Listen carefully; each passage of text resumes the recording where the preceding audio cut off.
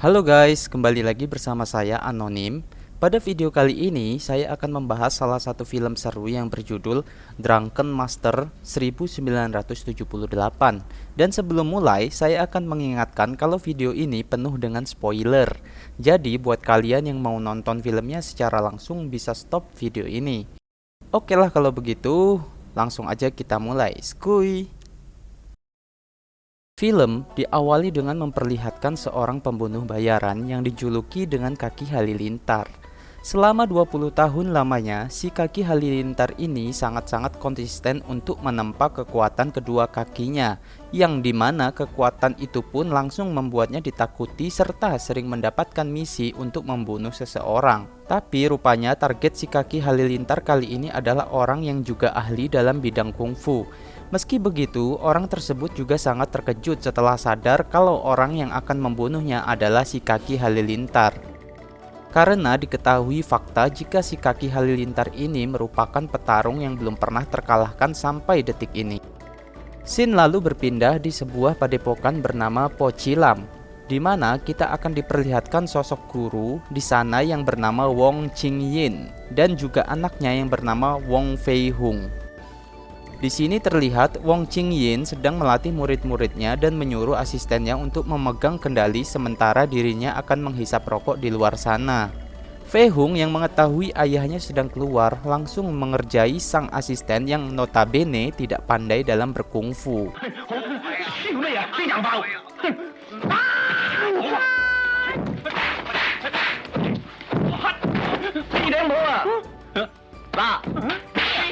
Usai bersenang-senang mengerjai asisten ayahnya, Fei Hung beserta teman-temannya sengaja pergi ke pasar untuk jajan di sana. Mereka melihat sosok wanita cantik yang membuat mereka berhayal bisa mendapatkan ciuman dari sang wanita itu. Fei Hung yang punya banyak akal pun langsung menunjukkan kemampuannya tersebut kepada teman-temannya demi mendapatkan keuntungan dari sang wanita. Namun ternyata si wanita itu datang bersama ibunya yang langsung memberi pelajaran kepada Fei Hung. Di luar dugaan, sang ibu bisa mengalahkan Fei Hung dengan sangat mudahnya. Lalu scene berpindah lagi kepada seorang pemuda bernama John yang sedang berbuat seenaknya di dalam pasar.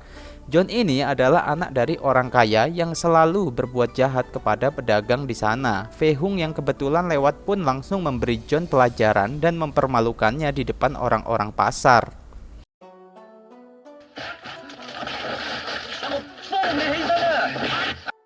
Setelah itu, Fei Hung kembali lagi ke rumahnya dan dia dikejutkan dengan kedatangan seorang sepupu beserta bibinya yang ternyata kedua wanita itu adalah orang yang sama ketika Fei Hung baru saja mencari masalah di dalam pasar.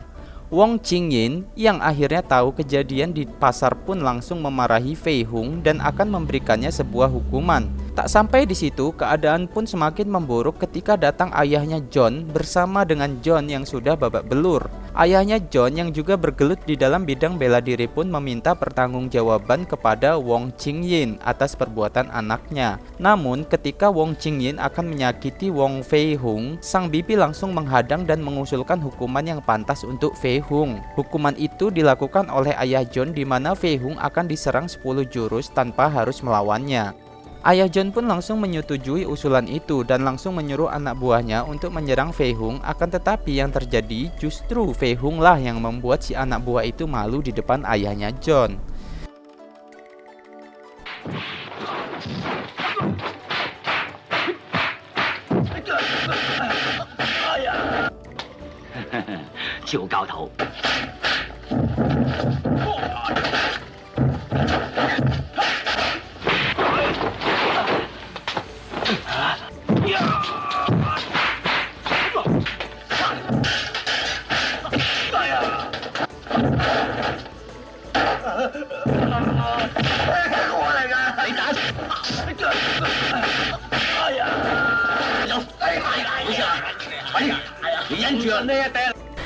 Setelah itu, Fei Hung harus menjalankan hukuman spesial dari ayahnya. Namun bukannya Fei Hung namanya jika tidak memiliki sebuah ide yang selalu muncul. Setiap saat ia pun dibantu oleh temannya yang membuat hukuman itu terasa sangat ringan serta tidak berarti sama sekali. Namun sialnya hal tersebut malah diketahui oleh sang ayah.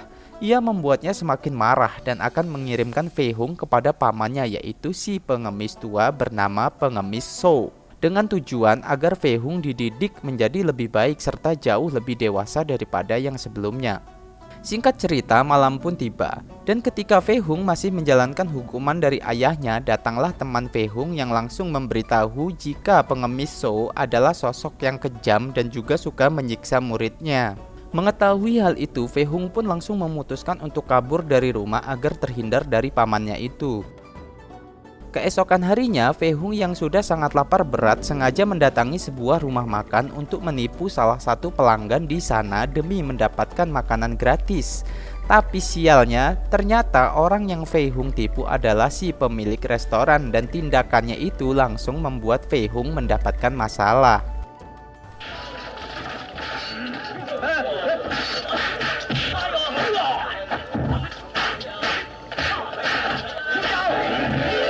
Di tengah-tengah kondisi terdesak tersebut, muncullah seorang kakek tua yang langsung membantu Fei Hung.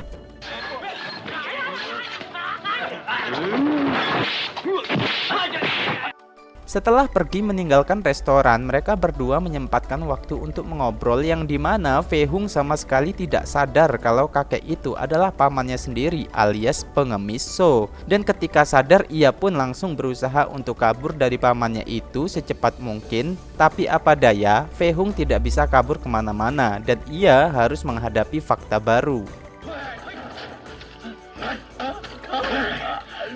Dari sinilah Fei Hung mulai dilatih dan dididik secara keras, dan baru saja sehari berlatih, Fei Hung langsung merasa tidak sanggup untuk menjalaninya. Sampai-sampai ia harus mengerjai Pengemis Shou demi bisa kabur dari wilayah itu sejauh mungkin. Lalu Fei Hung berhenti di suatu tempat untuk mengeringkan pakaiannya yang dimana tanpa ia sadari tempat itu merupakan milik si kaki halilintar yang seketika itu mencoba mengusir Fei Hung dengan baik-baik. Namun Fei Hung malah mengatakan kalau tempat ini adalah tempat umum dan siapa saja boleh berada di dalamnya. Alhasil perkataan itu pun langsung membuatnya harus bermasalah dengan si kaki halilintar serta berujung ia malah mengalami kekalahan telak.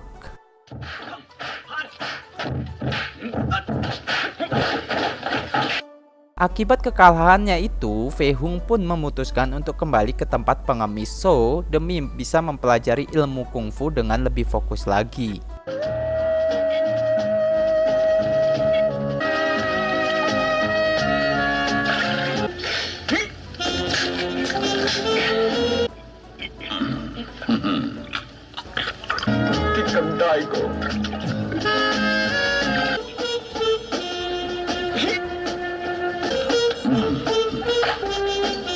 Setelah selesai berlatih, dia menyempatkan waktu untuk menggandakan uang dengan cara berjudi di dalam pasar. Ketika Pengemis Shou memenangkan banyak uang, si bandar pun malah tak terima serta berusaha untuk bermain curang. Namun beruntungnya Pengemis Shou yang memiliki penglihatan jeli pun mampu untuk segera membongkar kecurangan itu. Ya apa boleh buat, dari situlah pertarungan langsung segera menjadi jalan satu-satunya serta tidak lagi bisa terhindarkan. Lalu latihan pun kembali dilakukan dan di saat itu Pengemis Shou mulai mengeluh akan stok arak yang ia punya. Bagi Pengemis Shou sendiri, berhenti mengkonsumsi arak akan membuat tubuhnya menjadi sangat lemas dan juga terasa seperti kakek-kakek pada umumnya.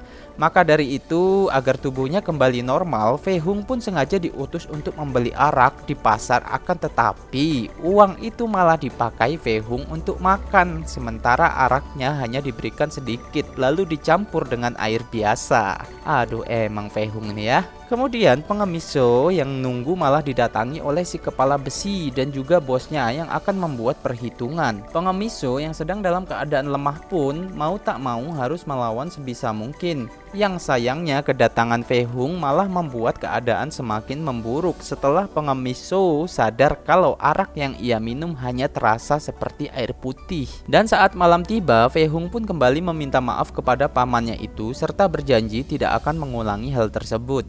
Dari keinginan besar itulah pengemis Zhou langsung memberitahu sebuah alasan mengapa Wong Qingyin ayahnya sengaja mengirim Fei Hung untuk dilatih, yang dimana semua itu berkaitan dengan terdapatnya sebuah jurus paling mematikan milik pengemis Zhou. Serta jurus itu sendiri belum pernah diajarkan kepada siapapun. Usut punya usut, ilmu itu sendiri sering dipanggil dengan sebutan jurus Dewa Mabuk.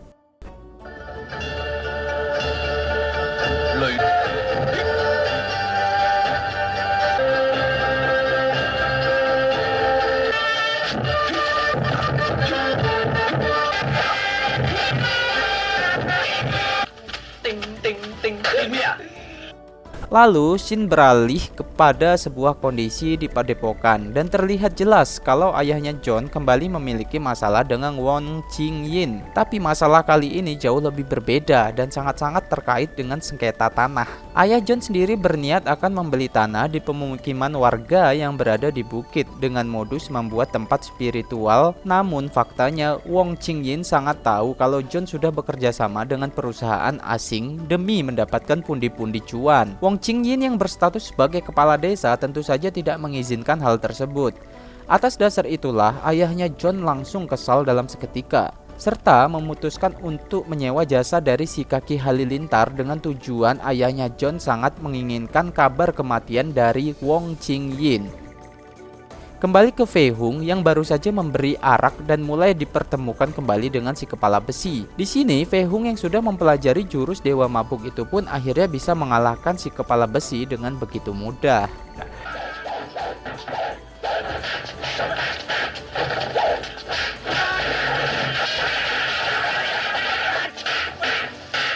Setelah Fei Hung mengalahkannya, Fei Hung pun mendapatkan keuntungan lebih dengan banyaknya stok arak milik si kepala besi. Dan ternyata pengemis Zhou sendiri sudah meninggalkan sebuah surat perpisahan serta meminta Fei Hung untuk segera pulang sambil terus mendalami jurus mabuknya. Di sisi lain, Wong Qingyin yang sedang menjalankan aktivitasnya seperti biasa terlihat mulai didatangi oleh salah satu warga. Warga itu berkata kalau ayahnya John sedang menggali paksa seluruh lahan di pedesaan. Namun siapa sangka aksi ayahnya John itu ternyata hanyalah sebuah jebakan dikarenakan si kaki halilintar menunggu kedatangan Wong Qingyin. Alhasil pertarungan antara Wong Qingyin dan juga si kaki halilintar pun tidak lagi bisa dihindari.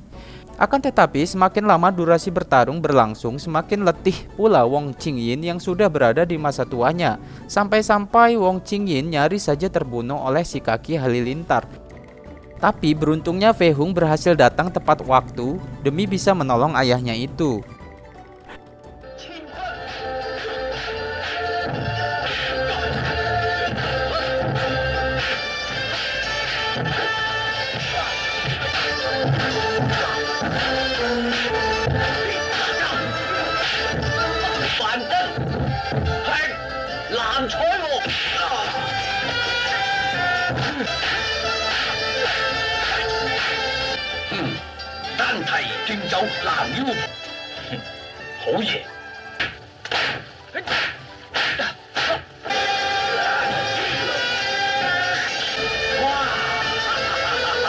Dengan menggunakan jurus Dewa Mabuk yang sudah dipelajari oleh pengemis Zhou, Fei Hung pun pada akhirnya mampu mengalahkan si kaki halilintar yang selama ini sudah menempa kakinya selama 20 tahun.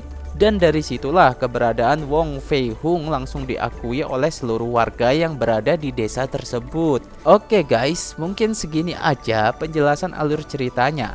Jikalau ada pendapat, silakan kalian ketik di kolom komentar. Oke deh, kalau begitu saya Anonim undur diri dan sampai bertemu di video berikutnya. Bye.